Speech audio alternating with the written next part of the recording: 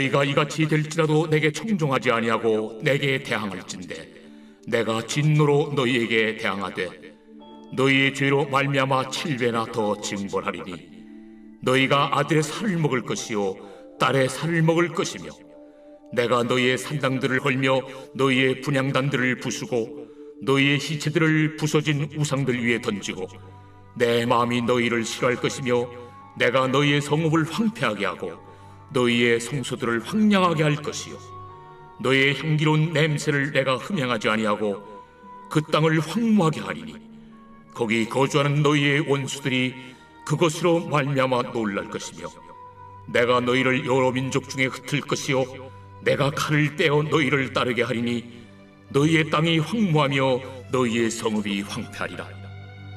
너희가 원수의 땅에 살 동안에 너희의 본토가 황무할 것이므로 땅이 안식을 누릴 것이라. 그때 땅이 안식을 누리리니 너희가 그 땅에 거주하는 동안 너희가 안식할 때 땅은 쉬지 못하였으나 그 땅이 황무할 동안에는 쉬게 되리라. 너희 남은 자에게는 그 원수들의 땅에서 내가 그들의 마음을 약하게 하리니 그들은 바람에 불린 잎사귀 소리에도 놀라 도망하기를 칼을 피하여 도망하듯 할 것이요 쫓는 자가 없어도 엎드러질 것이라.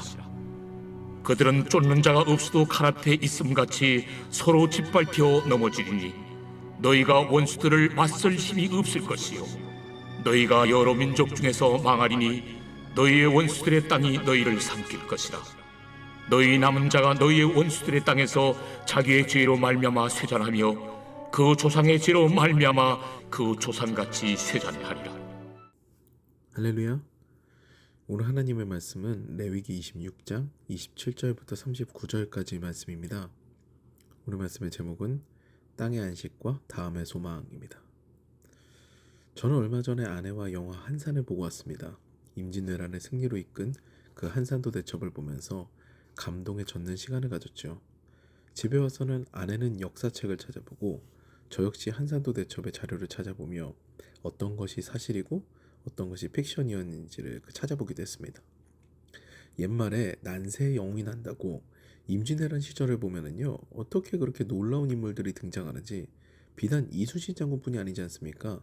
조선의 삼재상으로 불리던 유성룡이 그 당시에 있었고 송강정철도 그 시절 사람이었으며 무관으로는 이순신을 비롯해 권율, 김시민 등 그런 명장들이 있었습니다.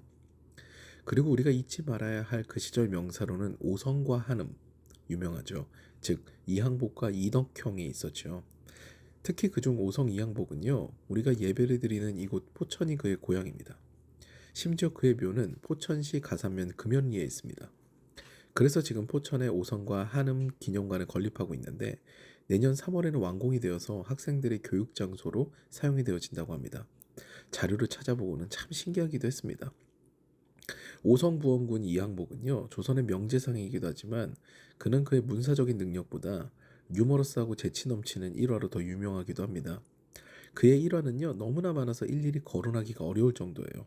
오늘도 그 일화 하나를 나누려고 합니다. 오성 이항복이 어렸을 적에 그는 개구쟁이로 소문났고 그 동네 아이들의 두목과 같은 존재였다고 합니다. 하루는 오성이 다른 아이들과 함께 수박서리를 하는데 그 동네에서 구두쇠로 유명한 한 영감님 밭에 수박을 훔쳐먹기로 계획을 짠 것입니다. 그래서 어느 날 밤에 그 밭에 가서 수박을 훔치려고 하는데 이게 어떤 일입니까? 얼마나 수박이 안 자랐는지 크기가 조목만한 거예요. 그래서 아이들도 실망하여서 이 수박은 구두쇠 영감 닮아서 조목만하네 라고 툴툴거리면서 돌아가게 되었죠. 이때 돌아가는 길에 오성은 생각해보니까 구두쇠 영감이 참 괘씸하다는 생각이 들었다는 겁니다. 그래서 집에 가서 도구를 가져와서 수박에 옛말 그대로 말뚝을 다 박아버린 겁니다. 화풀이 한 거죠. 그리고 다음날 난리가 났습니다. 구두쇠 영감이 밭에 나가보니까 수박마다 말뚝이 다 박혀있는 거예요. 그래서 누구의 짓인가 수소문을 한 끝에 오성 이항복을 찾아옵니다. 그러자 적반하장도 유분수지 오성이 오히려 큰 소리를 칩니다. 아니 영감님이 얼마나 걸음을 안 줬으면 수박에다 조목만 합니까? 그런데 내가 수를 썼으니 내년에는 수박이 갑절로 크게 자랄 겁니다. 올해 손해는 내년에 만회할 테니 그리 아시오. 양반댁 자제가 큰 소리를 치니까 구두쇠 영감님은 할 수 없이 돌아간 거죠. 그리고 내년이 되었습니다. 구두쇠 영감은 오성의 말을 듣고 수박 씨를 뿌렸죠. 그런데 웬걸요? 수박이 아주 잘 자라는 거예요. 입이 함지박만해진 구두쇠 영감님은 큰 수박 하나를 잘라서 오성에게 가져왔습니다. 도련님 말대로 했더니 정말로 이렇게 수박 농사가 잘 됐습니다. 감사합니다 하는 거죠. 이에 오히려 주변 사람들이 의아해했습니다. 도대체 어떻게 수박이 잘 자라게 되었을까 하는 것이죠. 누군가가 오성에게 이것을 묻자 오성은 웃으면서 이야기를 합니다. 수박에 말뚝을 박았으니 그의 수박을 다 걷었을 거 아닌가? 한 해 묵힌 밭에서 다음 해에 수박 농사가 잘 되는 것은 당연한 일이지 한 것이죠. 강제로 쉼을 가진 밭이 풍성한 열매를 맺은 것입니다. 오늘 말씀 역시요. 불순종한 하나님의 백성들이 받는 저주에 관해서 어제 이어서 열거하고 있습니다. 그중 특징적인 것은요. 땅에 관한 이야기인데요. 원래 땅은 인간과 같이 쉼의 시간이 있습니다. 안식년과 희년이 바로 그 규례이죠. 6년 다음의 해 7년째 땅은 쉬게 돼 있고요. 7년이 7번 49년이 된 그 다음에 희년이 된 50년마다 한 번씩 땅이 또 쉬게 되어 있습니다. 땅도 쉬어야 되는데 인간의 욕심으로 땅이 쉬지를 못하니까 환경도 몸살을 앓는 거예요. 제가 코로나19 바이러스가 터지고 난 다음에 1년 뒤에 웃지 못할 뉴스를 접했습니다. 코로나로 1년간 공장이 제대로 돌아가지 않으니 환경이 오히려 좋아졌다는 이야기죠. 우리가 깊이 생각해 봐야 되는 문제입니다. 하나님께서는 불순종하고 제멋대로 살면서 자신의 욕심을 채우려는 사람들을 징벌하시는데요. 그때 땅에게는 오히려 안식을 주십니다. 이것이 우리에게 소망의 메시지가 되죠. 우리의 욕심으로 망가진 우리의 환경을 주님께서는 내버려 두시는 것이 아니라 그것을 회복시키심으로 우리가 다시 회개하고 주님 앞에 돌아설 그때를 준비하신다는 것이죠. 사랑하는 여러분, 주님으로부터 멀어지는 것의 가장 큰 이유는요. 바로 나의 욕심입니다. 나의 생각, 나의 주관이죠. 그 욕심은 나의 환경마저 파괴합니다. 그런데 주님께서는 그런 자들을 징계하시되 매를 때리시되 환경을 돌아보시고 다시 회복하셔서 회개할 때 모든 것을 온전하게 하시는 일을 예비하십니다. 그러므로 우리는 어느 순간이라도 주님께 돌아가서 어떤 때 주님이 기억이 나거든 그때 주님께 돌아가서 예비하신 회복을 경험하여야 하는 것입니다. 하나님께서 설계하신 우리의 삶은요. 쉬어가는 인생 고개입니다.